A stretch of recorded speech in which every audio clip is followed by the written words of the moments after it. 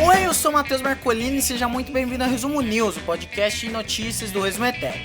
Nesse podcast eu comento as notícias mais legais de passar pra vocês no dia de hoje. Hoje, dia 7 de julho de 2020. Vamos lá! E a primeira notícia vai se misturar entre duas notícias que são do G1, né? Mas a notícia principal é a seguinte: Bolsonaro testa positivo para o coronavírus. Bom, iniciando o Resumo News desse dia 7 de julho, essa matéria, a primeira, né, que é assinada pelo Guilherme Mazzuí do G1 de Brasília. Então, hoje, no dia 7, terça-feira, o presidente Jair Bolsonaro informou que o resultado dele para coronavírus, para Covid-19, deu positivo. Ele chegou a ter febre de 38 graus e que à noite a temperatura começou a descer, tal.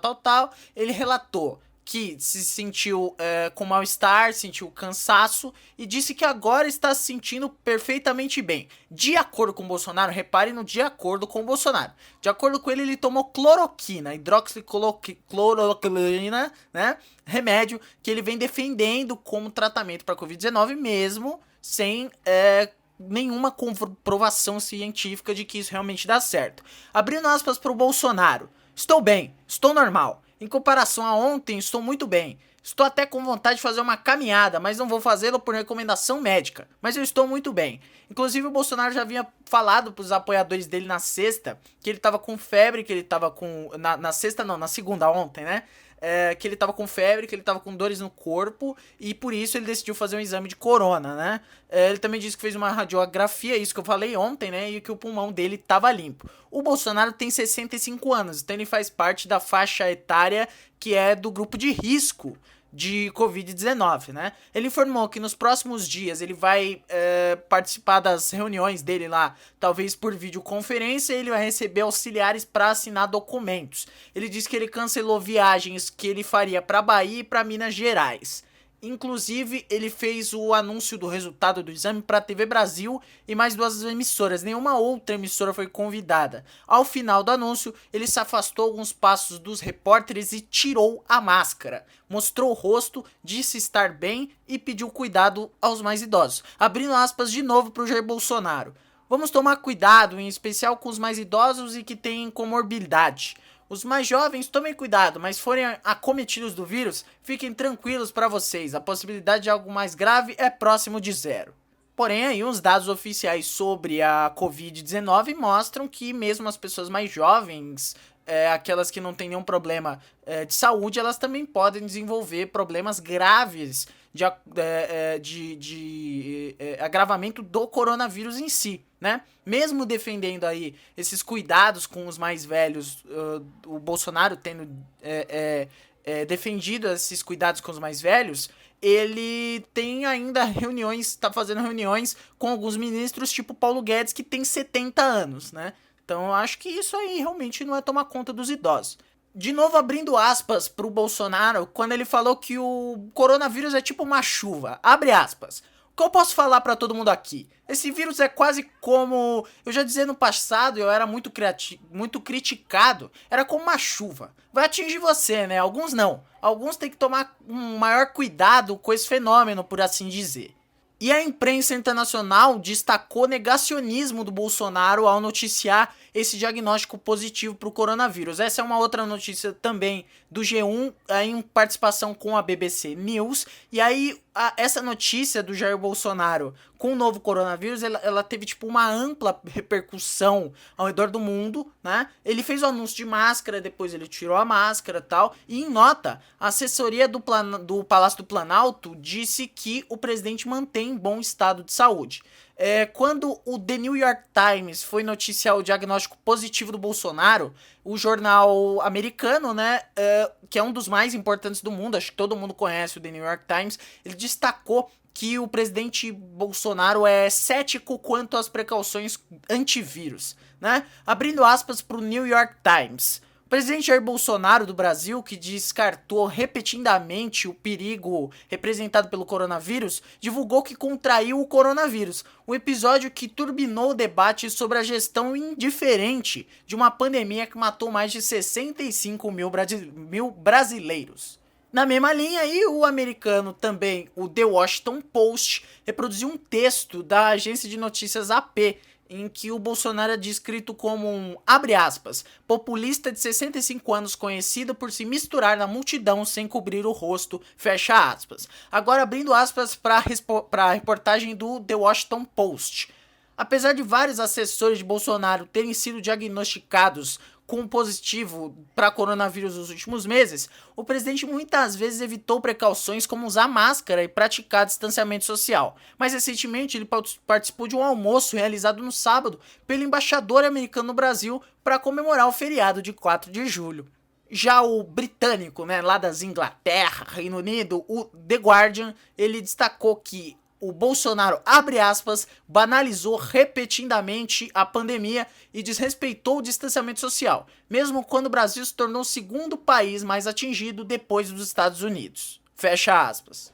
No também britânico, também lá das Inglaterra, o Financial Times, o Bolsonaro foi retratado como um líder de extrema-direita, que é o que ele é, E, abre aspas, um dos poucos do mundo a contrair a doença, incluindo Boris Johnson no Reino Unido. No caso, um dos poucos líderes do mundo a contrair a doença. Acho que ficou meio subentendido. O francês Le Monde também destacou que o Bolsonaro minimizou a doença e, abre aspas, participou de vários eventos públicos sem usar máscara, enquanto criticava as medidas de isolamento implementadas em vários estados. Fecha aspas. Para o italiano Corriere della Sera, o Bolsonaro, abre aspas, sempre manteve uma atitude desafiadora em relação à pandemia. Ele ignorou os conselhos repetidos para usar máscara em público e atacou as regras de distanciamento social promovidas pela OMS. Para finalizar, o argentino Clarín, que deu ampla cobertura à notícia sobre o diagnóstico positivo do Bolsonaro, adotou uma abordagem mais incisiva, chamando o presidente brasileiro de um dos piores líderes do mundo no combate à pandemia. Vou abrir aspas agora para o Clarín. Desde que o novo coronavírus chegou ao Brasil e deixou claro seu poder mortal sobre a vida humana, a economia, os empregos e a organização da sociedade tal como se conhecia antes da pandemia, as respostas do presidente Jair Bolsonaro à crise causada pelo vírus mortal variaram, entre minimizar o problema monumental, a sabotagem total das medidas de contenção contra os estragos causados pela doença surgida na China. E aí agora eu vou meter aqui uma teoria da conspiração em relação à situação do Bolsonaro, eu tenho pra mim que, eu não tenho provas, então, Bolsonaro, se você estiver escutando, não me processa, eu não tenho provas, só tô repercutindo aqui.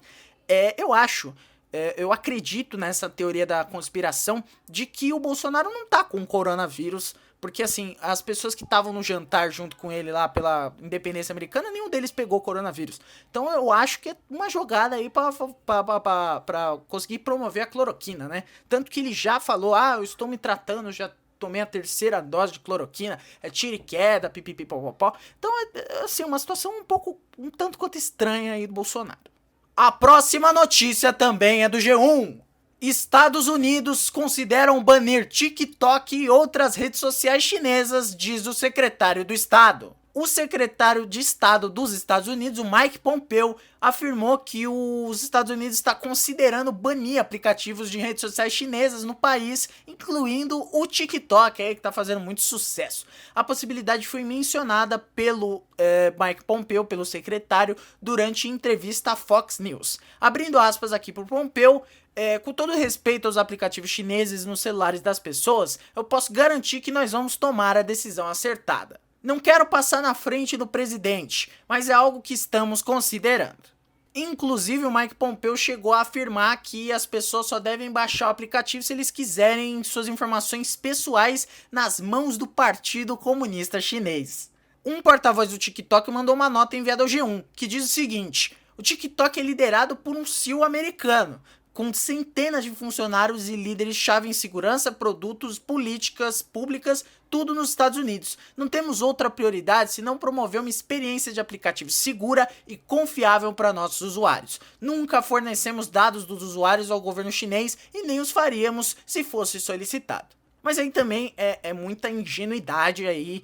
Ingenuidade não, a gente sabe que o Mike Pompeo ele não é ingênuo, ele tá aí jogando pra plateia. Mas assim, você reclamar, por exemplo, que um aplicativo chinês tá roubando seus dados é meio burrice, porque todos os aplicativos pegam seus dados.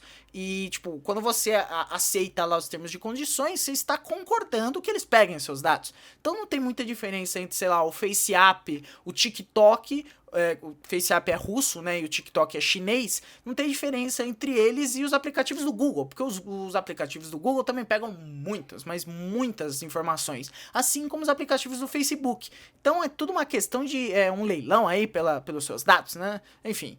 Então é isso, eu vou ficando por aqui, muito obrigado a você que acompanhou o episódio até aqui. Se você gostou, manda pros seus amigos aí, porque o boca a boca é fundamental pra gente. Se inscreve se você estiver escutando no YouTube, ativa o sininho aí pra receber as notificações quando a gente postar vídeo novo. Se você estiver escutando em algum dos múltiplos agregadores de podcast aí ao redor do mundo, assina o feed pra você não perder os próximos episódios. E assina também o feed do outro podcast da família Smartech, Podcasts do República dos Bananas. Em breve tem episódio novo e é um projeto muito legal aí que eu vou lançar pra vocês. Então é isso, vou ficando por aqui. Amanhã você me escuta um pouquinho mais. Tchau!